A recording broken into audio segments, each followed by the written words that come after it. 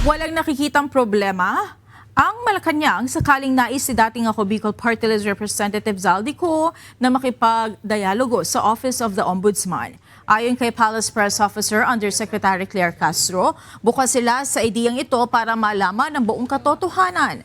Ito ang pahayag ng palasyo matapos sabihin ni DILG Secretary John Remulla na nagpadala ng feelers ang dating mambabata sa ombudsman sa pamamagitan ng isang grupo.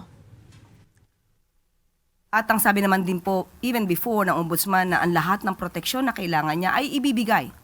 At kung ito po ay makakatulong para malaman natin ang katotohanan, ang gobyerno po, ang pamahalaan ay open po para malaman kung ano ang kanyang sasabihin.